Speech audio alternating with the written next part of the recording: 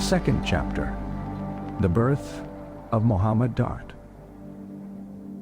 Our Lord Muhammad, may Allah shower his blessings upon him and grant him salvation, was born a few seconds before the rising of the morning star, on a Monday, 12th day of the month, Rabiul Awwal of the first year of the era of the elephant. When he came into the world, he was devoid of all pollution, circumcised naturally, and the umbilical cord had been cut by the hand of the angel Jibril. The atmosphere of the city being fatal to infants, the leading citizens were in the habit of confiding their children to Bedouin wet nurses who brought them up in their Badia land, where dwelt the Bedouins, or nomads.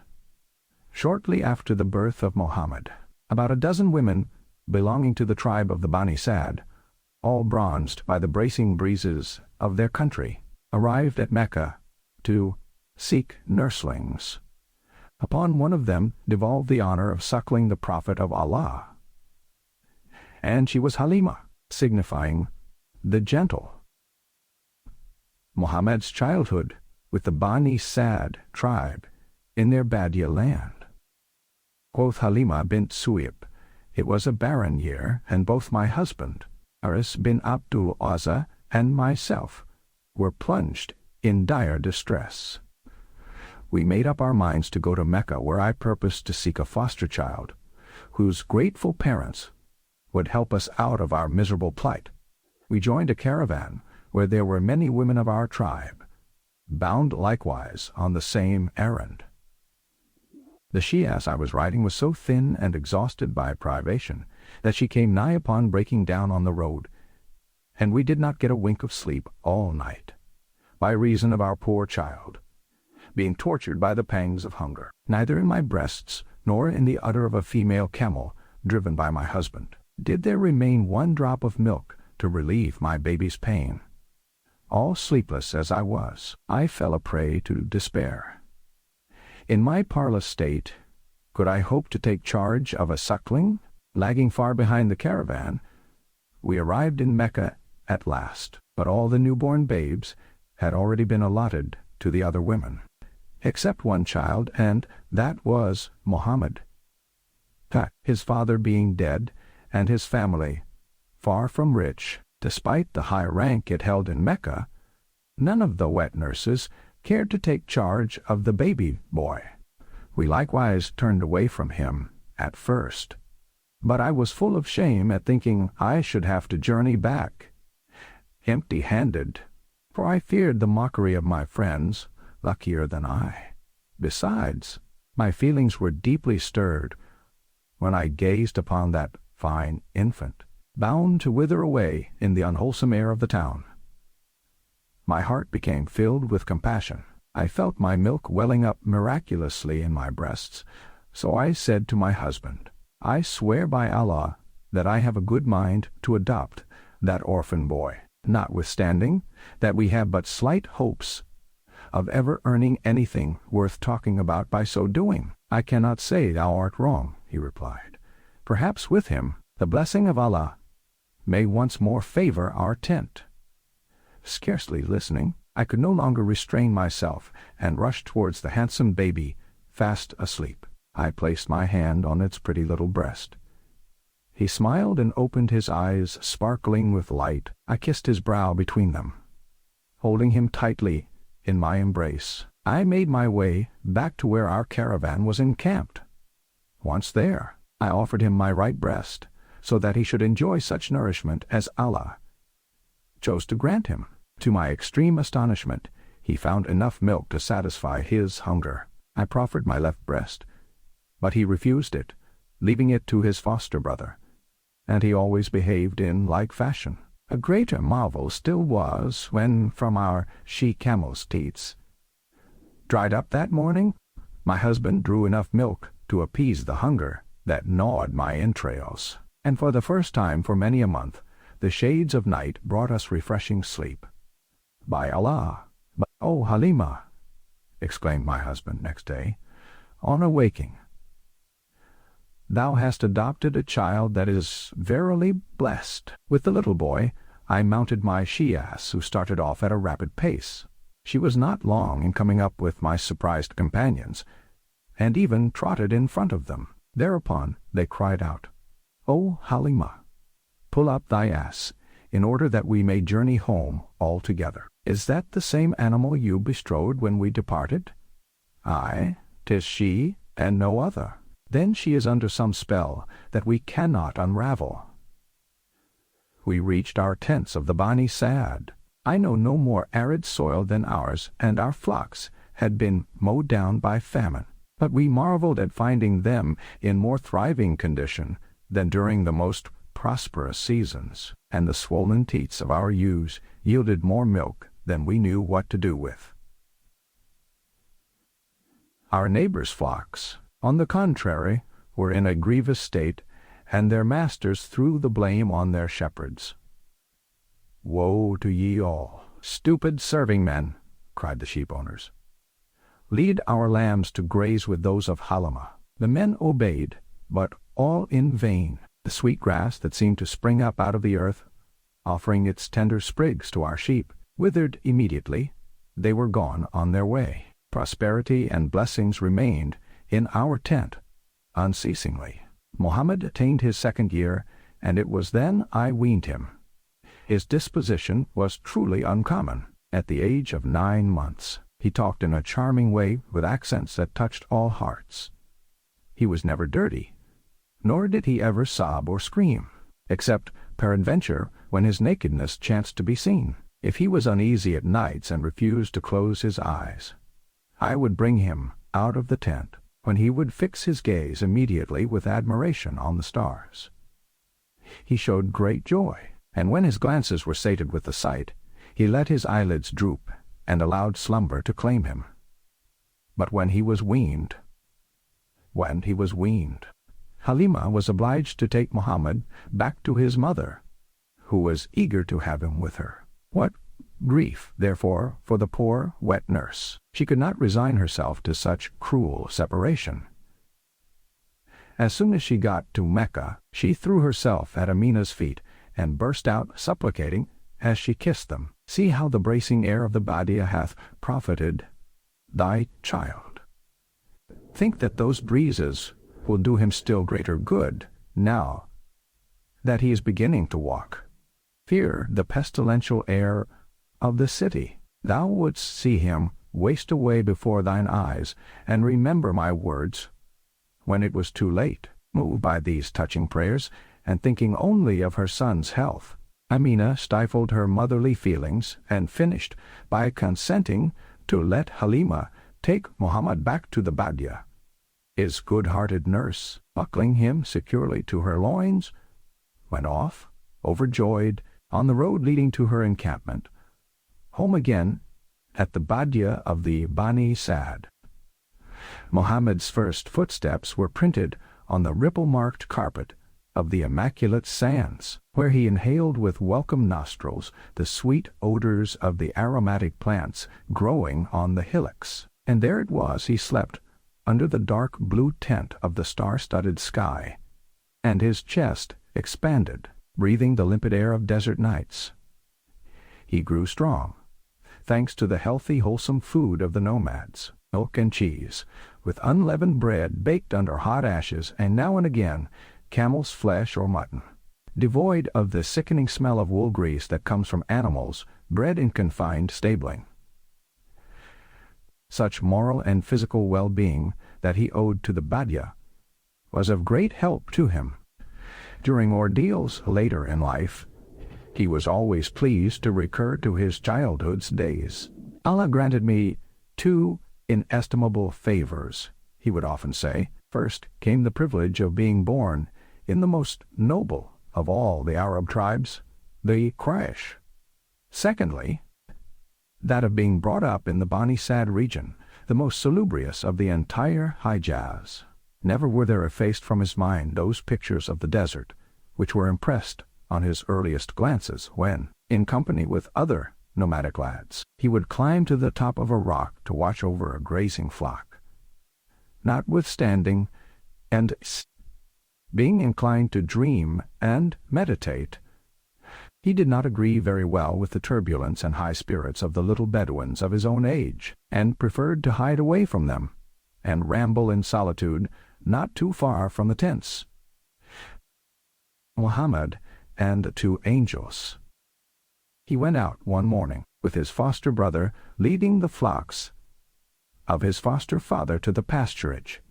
All of a sudden, about the middle of the day, Muhammad's young companion went back alone. "Come hither quickly," he shouted to his father and mother, his voice hoarse with affright. "My brother," the Quraysh having slipped away from us, according to his wont, 2 men, clothed all in white, seized hold of him, threw him on the ground, and split his chest open. In mad fear, poor Halima, followed by her husband, ran as fast as her legs would carry her, following the road pointed out by the youthful shepherd. Mohammed was found seated on the top of a hill. He was perfectly calm, but his face had taken on the sinister tint of the dust and ashes to which we must all return. They fondled him gently and put question after question to him. "What ails thee, O child of ours? What hath befell thee?" While I was intent upon looking after the grazing sheep, he replied, "I saw 2 white forms appear.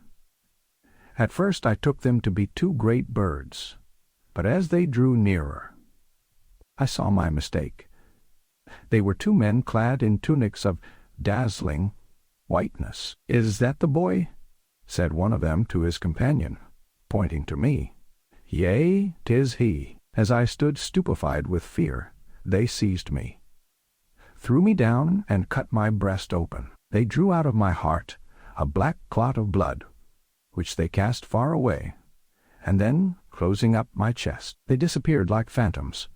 The words of Allah in the Quran seem to allude to this incident. "Have we not opened thy breast for thee, and taken off from thee thy burden, which galled thy back?"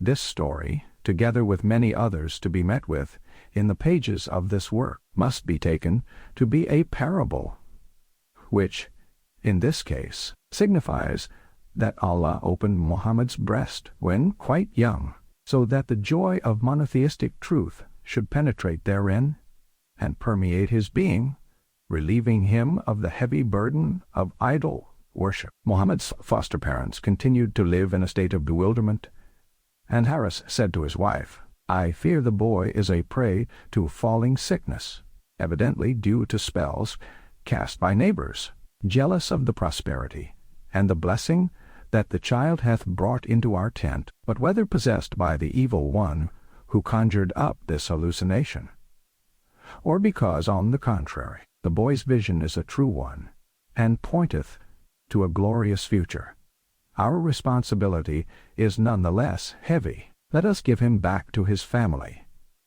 before his disease becometh more violent." Halima was regretfully obliged to agree with such wise arguments, and, taking Mohammed with her, she turned in the direction of Mecca.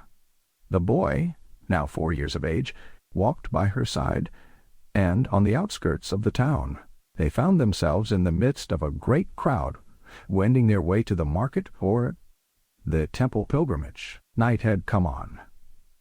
Hustled in the dense throng, Halima was soon separated from her foster son, and was unable to find him in the dark, despite her active search and desperate shouts. Without losing time, she hurried to apprise Abdul Muttalib, whose high social position made it easy for him to send out clever men on the track of his grandson, while he rode on horseback to head the searchers. In the Teama watercourse, one of the trackers soon found a child seated among some shrubs. He was amusing himself by pulling the branches. "Who art thou, child?" he was asked. "I am Muhammad, son of Abdullah bin Abdul Muttalib," well pleased at having found the boy he was looking for. The man lifted up the child and carried him to the arms of his grandfather, following behind. Abdul Muttalib embraced Muhammad affectionately, sat him on the pommel of his saddle in front of him, and brought him back to Mecca. To show his joy, the old man slaughtered some sheep and distributed their flesh to the poor of the city. Then, taking his grandson astride on his shoulder, he performed the ritual circuits round the Kaaba in token of gratitude. Accompanied by poor Halima, now recovered from her anguish, he led Muhammad into the presence of Amina, his mother. After she had given way to the effusive joy of a loving mother, she turned to Halima. "What doth this signify?" "O nurse, thou wast so desirous of keeping my son by thy side, and now thou dost bring him back to me. All of a sudden, I considered that he had reached an age when I could do no more for him than I have done, and fearing unlucky accidents, I bring him back to thee, knowing how thou wert longing to set eyes on him again." Nevertheless, perplexity and sadness were only too clearly to be read on the kind nurse's features. Not being deceived by her explanations, Amina continued, "Thou dost hide from me the true motive of thy return. I wait to hear thee tell the whole truth." Halima then thought it best to repeat what her husband had said, and Amina's maternal pride was sorely wounded. "Can it be that thou art afraid lest my son should fall a victim to the devil?" she quickly retorted. "I confess that such is my fear. Know then that the demon's wiles are powerless to do him harm, for a glorious destiny is in store for him." Amina made the nurse acquainted with the marvelous events that had happened during her pregnancy and lying in. After having thanked and rewarded Halima for her devotion, Amina kept her child with her, and his health, fortified by life in the open air, had now nothing to fear from unhealthy conditions of town life. Amina's death.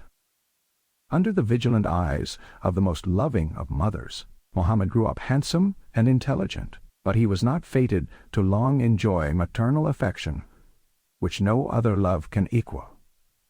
On returning from a journey to Yasrib, whither she had taken him, Amina died suddenly, halfway on the road, in the straggling village of Al-Abwa, where she was buried. The sorrowing orphan boy, scarce 7 years of age, was brought back to Mecca by a black slave girl, Imam, entirely devoted to his young master, and who, including 5 camels, constituted his sole inheritance. He was taken in hand by his grandfather, Abdul Muttalib, who had always shown him great affection, and the old man's love increased daily as he saw the lad growing up more and more like Abdullah, his father, so much regretted. The following anecdote gives an idea of Abdul Muttalib's boundless affection for his grandson. In Mecca, where the streets are narrow and crooked like those of all the towns of the desert, there is only one open space of any size, the square in which stands the Kaaba, and where, morning and evening, the citizens gathered together, resting and gossiping about their business, as well as performing their devotions. Not a day passed without the servants of Abdul Muttalib throwing down a carpet in the temple's shade, and round the rug sat his sons, grandsons, and the leading townsmen, awaiting his coming. The respect shown to the superintendent of the house of Allah was so great that never did anyone ever dare to put his foot even on the outer edge of his carpet. Came to pass one day that young Muhammad took up a position right in the middle of the revered carpet, scandalizing in the highest degree his uncles, who drove him away immediately.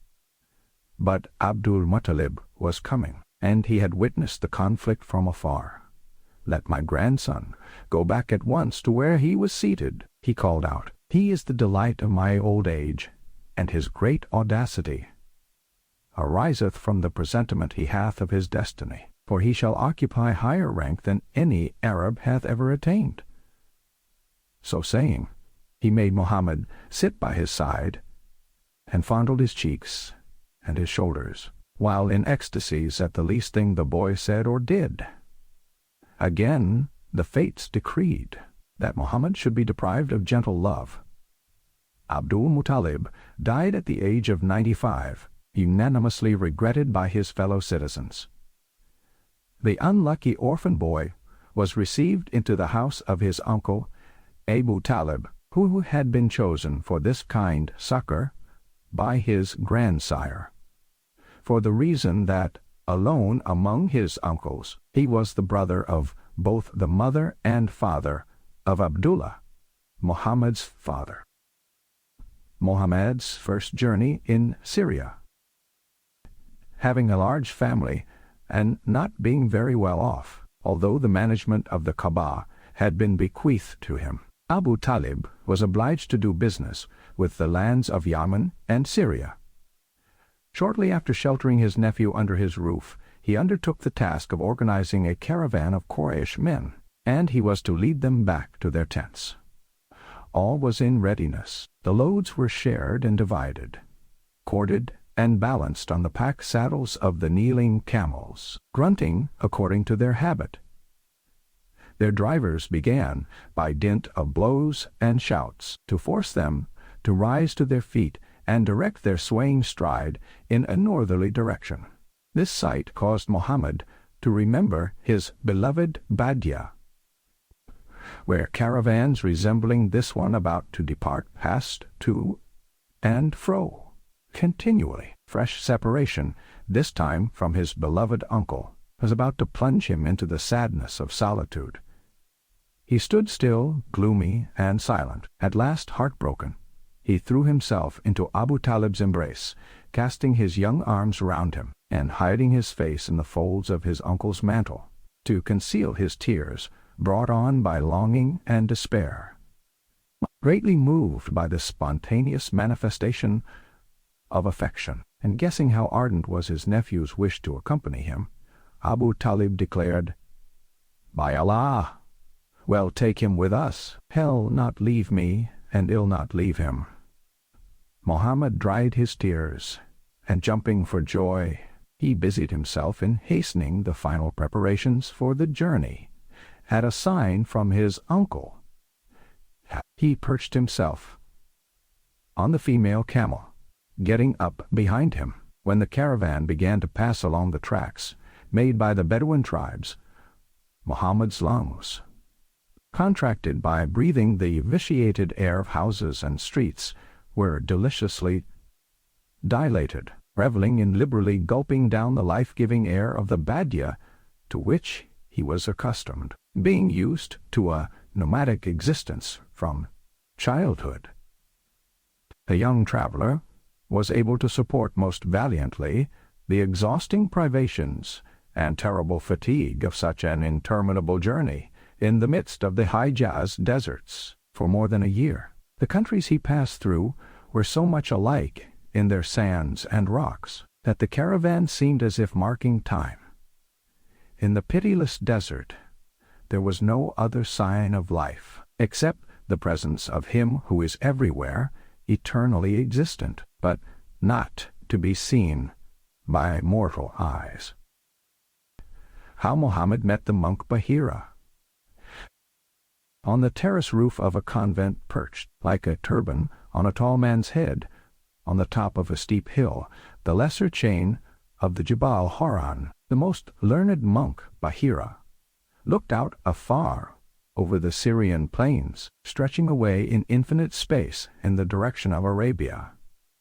All of a sudden, his attention was drawn to the strange aspect of a solitary cloud, white and oblong, that stood out in bold relief on the immaculate blue background of the sky.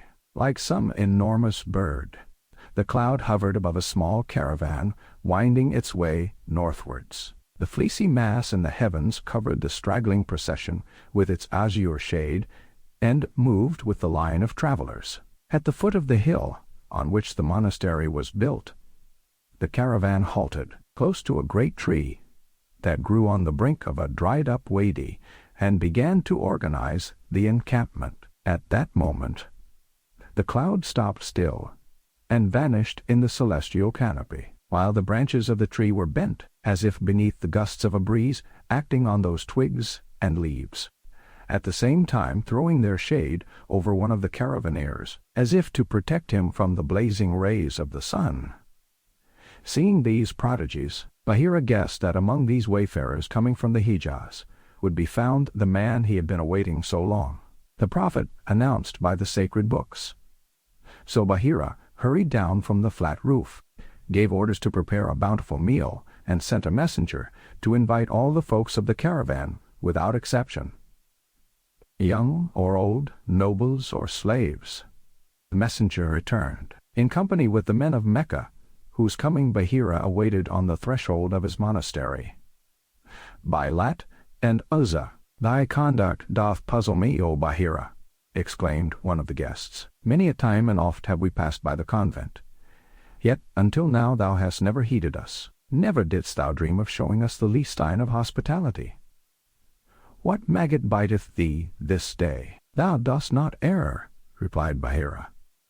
I have cogent reasons for behaving as I do, but ye are my guests at this hour, and I pray that ye honor me by gathering together to partake of the repast that I have prepared for you all. While the people he had invited were enjoying the food with the appetites of men having recently been sorely deprived, Bahira scrutinized them all in turn, trying to find the one answering to the description given in his books. Much to his disappointment, he did not succeed. There was no one to be seen whose appearance agreed with the description, but as he had just witnessed marvels that could not be explained, otherwise than by the reason that one of Allah's elect was surely present, he refused to be discouraged. O men of the Quraysh tribe, he asked, is there not one of you remaining in your tents? I, one only, was the reply. We left him alone at rest on account of his extreme youth. Why did ye not bring him hither? Go, call him at once, so that he shareth the meal in your company. By Lat and Uzza, swore one of the guests, we give you right. Of a surety, we are to blame for having left one of us behind, while we profit by thine invitation, especially as he is a son of Abdullah bin Abdul Muttalib. Rising, he went and fetched Muhammad and brought him into the midst of the group of guests. Bahira eyed the newcomer with great attention, and when then had done eating and drinking, the monk went to him, taking him on one side. O young man, said the monk, I have a question to ask. By Lat and Uzza, wilt thou consent to answer? Bahira desired to put him to the test by invoking the idols Lat and Uzza, exactly as he had just heard his guest swearing, but Muhammad replied thus, Put no question to me in the name of Lat and Uzza, for there's nothing on this earth that I hate more than them. Well then, by Allah, wilt thou answer me? Question me, and by Allah, I'll answer thee. Thereupon, Bahira interrogated him on everything that was of interest, such as his family, his position in life, his dreams that, now and again, disturbed his slumbers, and many other things. Finally, just as the youth, after having taken leave of the saintly scholar, turned to go away, the collar of his tunic yawned slightly, and Bahira caught sight of the seal of prophecy, imprinted on the lad's back, below the nape of the neck, on the exact spot indicated by the sacred texts. Bahira's last doubts vanished here indeed. Standing in his presence was the Prophet, whose advent had been foretold. Therefore the monk went up to Abu Talib, and spoke to him, saying, What relation is this lad to thee? He is my son. No, he is no son of thine. True enough, he is not my son, but that of my brother. What hath become of thy brother? He died while his wife was still pregnant with my nephew. Thou dost speak the truth. Mark, then, my words. Lose no time in returning to thy country with thy brother's son, and watch over him with constant vigilance. Above all, beware of Jews. If they saw him and learnt what I have just learnt about him, by Allah, they would do him harm, for this son of thy brother is chosen to play a great part in the world. Abu Talib, much impressed by the warnings of a man whose scientific reputation was universally recognized, made haste to finish his business at Busra in Syria, and started back home to Mecca with his nephew, where they arrived safe and sound. Protected by Allah, and guided by his uncle, who watched over him with true paternal care, Muhammad grew up and became an accomplished young man. He was extremely chaste, Abu Talib being busily engaged in executing some repairs in the Zamzam well. Several Quraysh striplings, among them being Muhammad, fetched and carried big stones fitted to the work, so as to be more at their ease. They lifted up their izars, a kind of tunic, in front, passing them over their head and rolling them round the neck, thus protected from the sharp edges of the stones carried on the shoulders. And all this was done without troubling about the fact that they were showing their nakedness. Muhammad was obliged to imitate them, but so soon as he felt his nakedness exposed to every eye, he was seized with a fit of atrocious anguish. Great drops of sweat stood out on his brow. A shudder of shame shook his entire frame, and he fainted away. Such innate modesty, and the protection granted by Allah to his elect, safeguarded the young man from the excesses in which lads often fall at the period of puberty. Among all the youths of the same age, he was the best-looking, the most generous, the most easy-going, the most truth-telling, the most devoted friend, and the most devoid of debauchery, to such an extent that his fellow citizens called him Al-Amin, which means the reliable man. The second Syrian voyage. Like Abu Talib, most of the men of Mecca were obliged to eke out a living, to traffic with Syria and the Yaman. Their town, situated in one of the most frightfully barren countries of the world, offered no resources, and its citizens only made both ends meet by dint of trading with these two countries, between which it served as a link. Its caravans crawled to the Yaman to procure raw materials from that region, known as Arabia Felix, and also products brought from overseas, imported from Ethiopia, India, and even far China. Camels came laden with fragrant spices, sweet-smelling incense, ivory, gold dust, silks, and many other articles of luxury. Arriving in the Hijaz, they added dates from Yasrib or Taif. Then they wended their way into Syria to exchange these goods for agricultural produce, such as grain, wheat, barley, rice, eggs, and raisins, as well as for imports of Greek and Roman civilization. Even women carried on this kind of trade, confiding their goods to those who organized caravans. These female traffickers sold the merchandise in return for a share of the profits. Khadija bint Khuwailid, a rich and noble widow, at the head of a thriving enterprise of this kind, hearing that everybody was unanimous in extolling Muhammad's well-merited reputation for prudence and probity, thought it would be well to entrust him with the direction of her commerce. She sent for him and, as a beginning, proposed that he should take charge of a caravan she was dispatching to Syria, and offered a salary twice as large as she was generally in the habit of paying. Muhammad accepted, but Abu Talib, calling to mind what the monk Bahira had told him, grew uneasy when the camels were ready to start. He spoke privately to each of the caravaneers, urging them to watch over his nephew and making them responsible for any harm that might come to him. It was with Maysara, a slave, Khadija's right-hand man, that Abu Talib was most solemn in his warnings. About to travel with Muhammad, Maysara, a good servant, simple-minded, and devoted, already greatly impressed by the confidential observations of such a prominent citizen as Abu Talib, fell under the sway of the charm and influence exercised by his young master over all who approached him. Maysara felt great liking and boundless admiration for Muhammad, In every incident of the journey, Maysara noted miraculous tokens, proving the superhuman disposition of the man he served, and indeed, certain events showed that the slave guessed aright. The road he had so often traveled, knowing all its fatigue and danger, the interminable tracks where the inexorable orb of day dried up the waterskins, and gave the mortals who went that way a foretaste of the flames of Jahannam. The paths marked out by the bones of men and animals that had succumbed to pitiless thirst were passed as easily as if they had been enchanted. Every day, at the hour when the sun, rising high over the heads of the travelers, threatened them with its deadly blazing rays, light clouds, like the feathers of a bird, floated in the azure sky. They increased and met.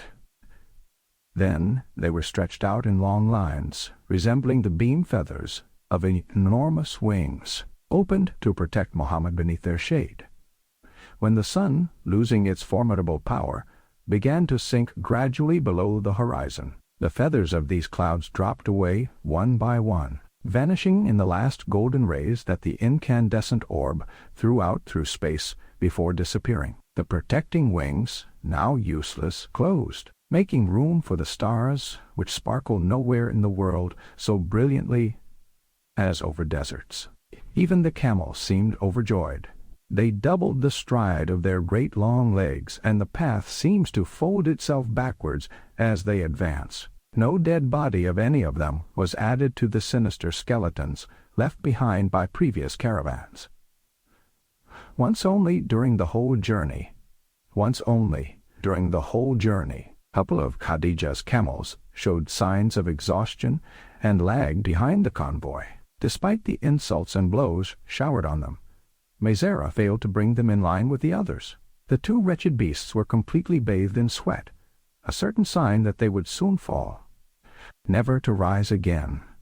Maysara, devoted to his mistress's interests, was extremely perplexed. He did not want to forsake his tired camels, but, on the other hand, he had not forgotten Abu Talib's pressing recommendations concerning the young man, then leading the caravan. So the slave ran to apprise him of what was taking place. Mohammed halted and came back with Maysara to see the pair of camels, who were lying down, uttering painful, pitiful groans each time an effort was made to make them get up.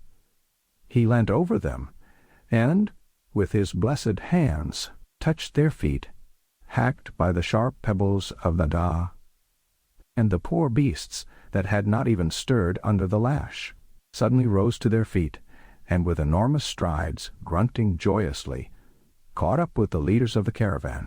Gluck lasted when the caravan reached Busra, in Syria. Mohammed sold out all the goods he brought with unexpected profit, and found, at extraordinarily advantageous rates, what he had come to get, without even having to undergo the horrors of never-ending haggling, according to Oriental custom. He awakened the sympathy and interest of everyone by his winning ways, frankness and honesty, but above all, by that mysterious radiance emanating from predestinated beings, which the old masters interpreted by a golden aureola, called magnetism by the scientists of the present day, because they lack the power of explaining its nature.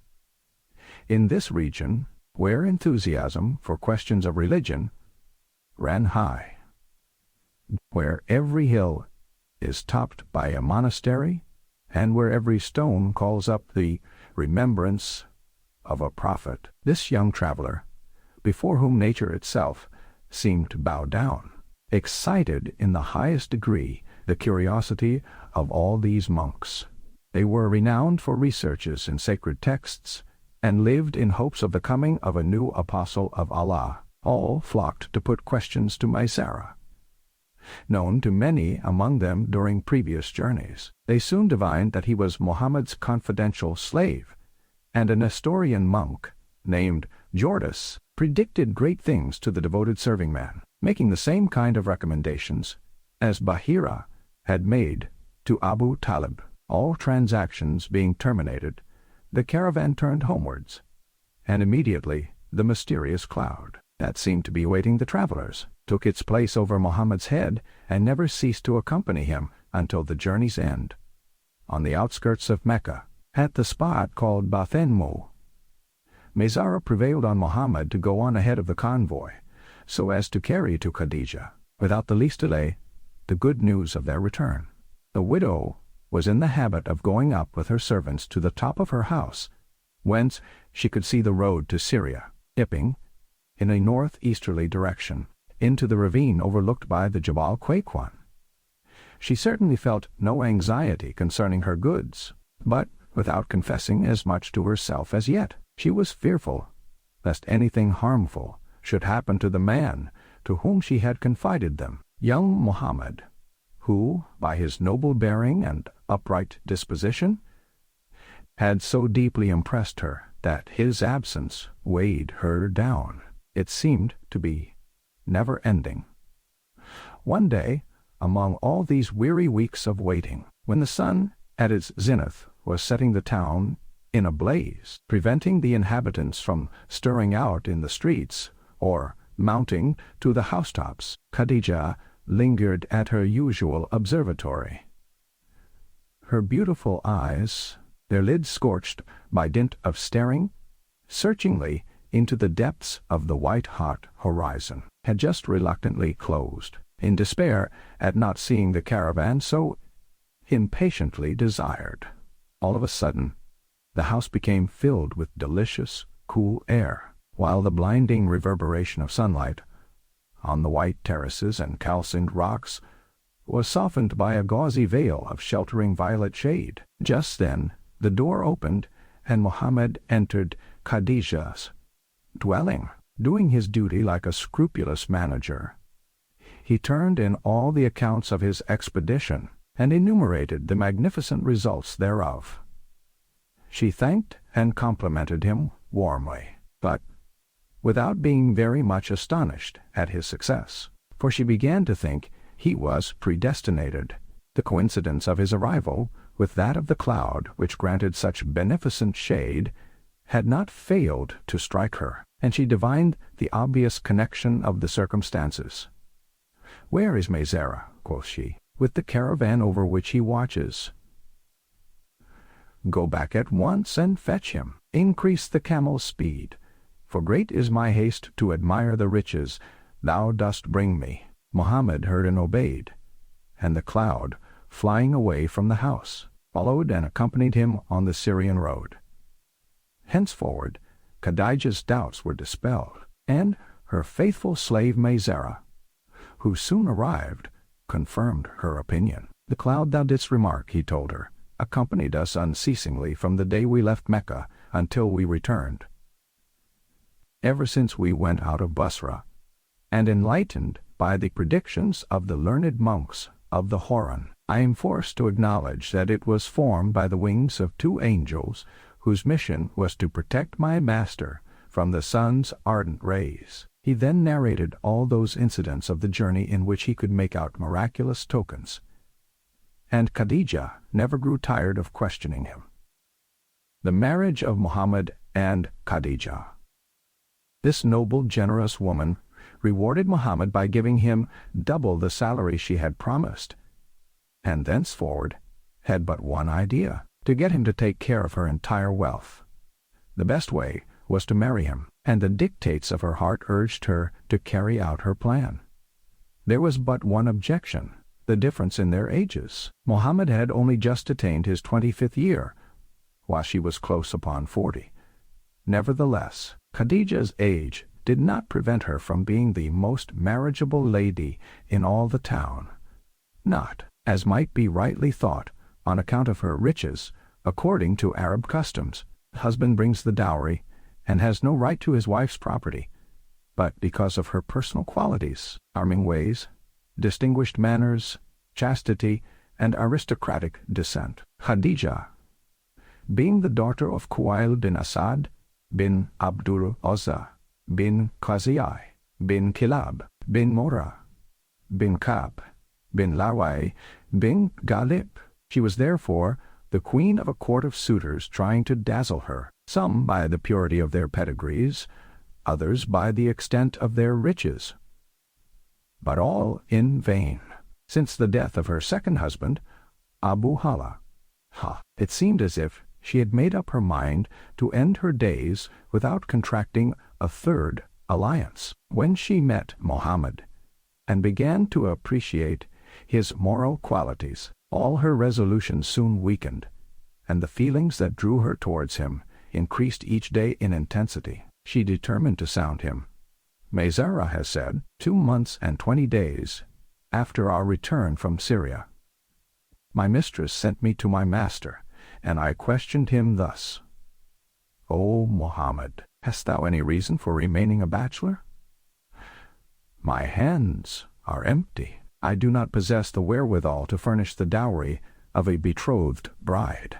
But if the small amount thou hast should be considered enough by a rich, worthy, and noble lady, what then? To whom dost thou allude? I mean Khadijah. Why joke with me? How, with a trifle, I could offer as a dowry? Should I dare to seek her presence and offer to take her in marriage? Rest easy on that score. He'll see to it.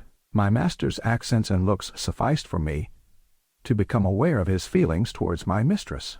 Without further delay, I sought her out and told her what I thought. Beaming with joy, she made all her arrangements for speedy nuptials. At first, Khadijah had to obtain the consent of Khwaild, her father, who so far had inexorably repulsed all suitors, as he never found any rich or noble enough for his daughter. To gain her ends, she resorted to trickery. Coached by her, Mohammed made arrangements for a big feast, inviting his uncles, Khwaild, and a group of Quraysh tribesmen of the highest rank. Dance, danuing maybe, pestigwast. Deori, highest rank. Khwaild's weak point was a love of fermented beverages, and, as was his wont, he drank a little more than was reasonable. His daughter seized the opportunity to speak to him thus: O my father, Mohammed bin Abdullah asks me to marry him, and I beg thee to bring about our union. Khwaild, giddy with the fumes of wine, and seeing everything tinted with a rosy hue, gave his consent without reflecting, and Khadijah, immediately following the custom prevailing at that epoch, bedewed her betrothed with perfumes, and threw a sumptuous mantle over his shoulders. Khwaild woke up out of his fit of drunkenness, and interrogated his daughter. What doth all this signify? Thou knowest full well, O my father, thou hast just now settled my betrothal with Mohammed, son of Abdullah. Could I have done this thing, marry thee to the orphan adopted by Abu Talib? Ah, no, never will I consent while I live. Dost desire, then, to dishonor thyself in the eyes of the Quraysh chiefs here this day, by confessing thou wert drunk just now? She continued in this strain, until at last Khwaild, finding nothing to say in response, was obliged to give his definite consent. Thereupon, Abu Talib made the following speech: Praise be to Allah who created us, the Bani Hashim, descendants of Abraham, and of the seed of Ishmael, who did point us to be custodians of his house, the holy Kaaba, and administrators of his sacred territory, and who made us as lords over the Arabs. Here before ye standeth my brother's son, Mohammed bin Abdullah. No man can be weighed in the balance with him, for he is far above all others as regards nobility, merit, generosity, and wisdom. If he be not favored by fortune, remember that wealth is naught else than a passing, inconstant shadow, alone to be repaid eventually. Now the soul of Mohammed bin Abdullah leaneth towards the noble dame Khadijah, whose soul ache leaneth towards him, and he doth beg at this hour that thou, O Khwaild, in thy generosity should give her to him to be his wife. As dowry he bringeth 20 young female camels, and I call upon ye to be my witnesses. O my Quraysh brethren, the marriage took place, and so as to celebrate it duly, Khadijah had her young and graceful slaves to dance to the sound of tabors. Before the company assembled, all unanimously overjoyed at this alliance between two such noble families.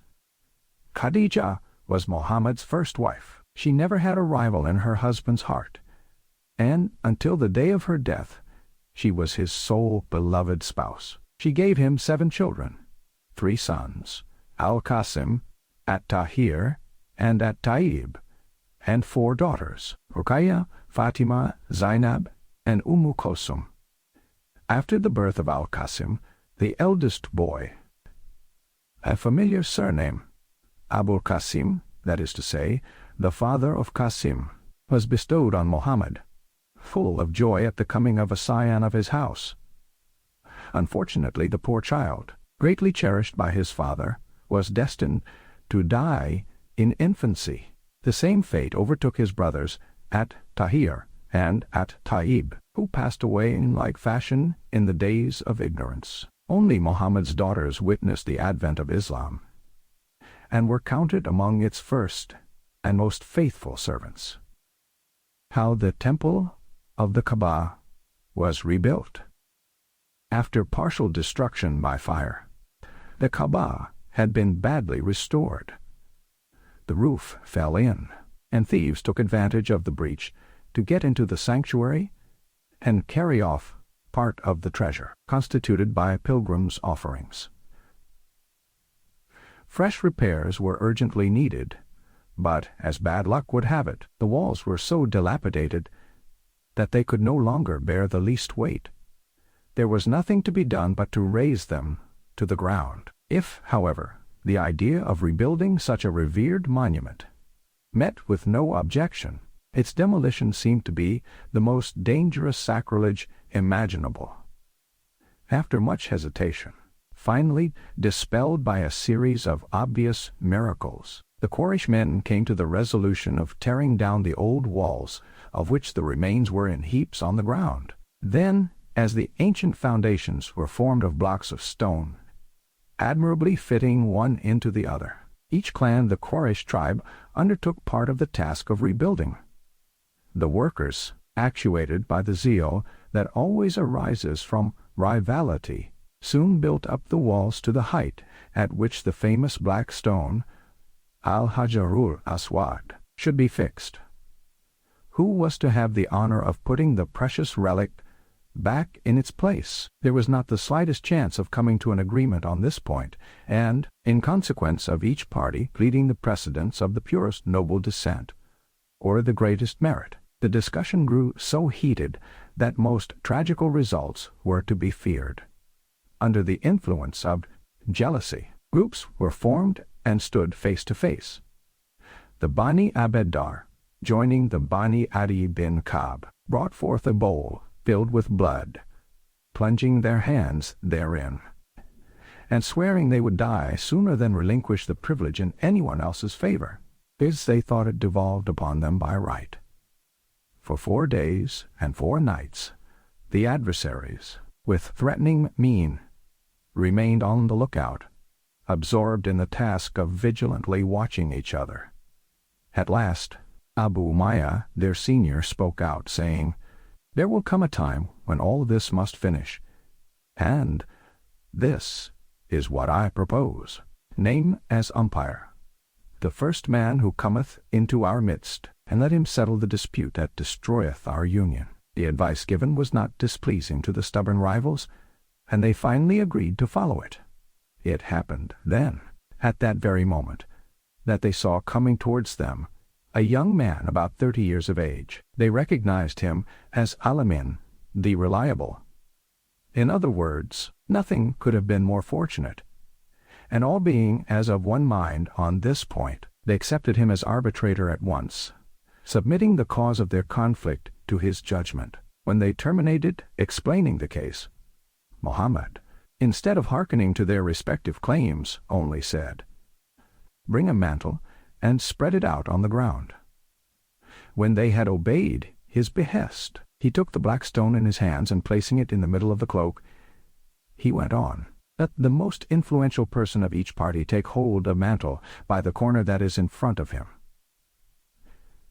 All did as they were told, and then he turned towards those who held the corners of the mantle. "Now, lift the cloak," he continued, "all together, up to the height of the wall which is being built." They obeyed, and when the lifted cloak was level with the spot where the black stone was to be built in, Mohammed took the relic and with his own hands put it in its place.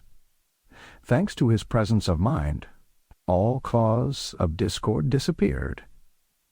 He had given satisfaction to each of the rival groups, without favoring one more than the other, and caused the proud Arabs to be reconciled without bloodshed, for the first time in all their history. In short, there was honor due to him which no one contested. High above the black stone, the walls rose rapidly, carried up by the workers toiling as friends.